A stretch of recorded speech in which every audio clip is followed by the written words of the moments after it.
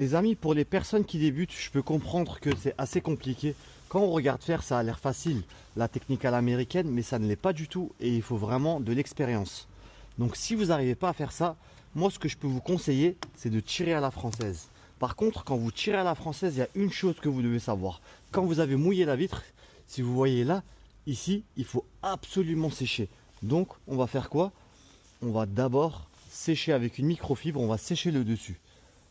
Donc avec cette méthode, tu peux être sûr que ta vitre sera nickel. Et n'oubliez surtout pas de sécher également votre caoutchouc. Hop, une fois qu'on a séché, vous commencez. Donc la méthode à la française, c'est quoi? C'est tirer tout droit. Hop, on tire. Par contre, le truc qu'il faut savoir absolument, c'est quoi? C'est que la dernière passe, elle est très très importante.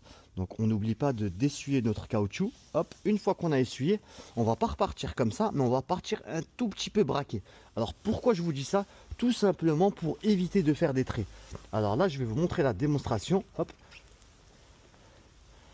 Et comme tu peux le voir, il n'y a aucun trait et la vitre est nickel. Alors là, il ne te reste plus qu'à nettoyer, hop, les contours. Et là, tu peux être sûr que tu as une vitre impeccable. Et américaine, française, anglaise, marocaine, algérienne, voilà, il n'y a pas de différence.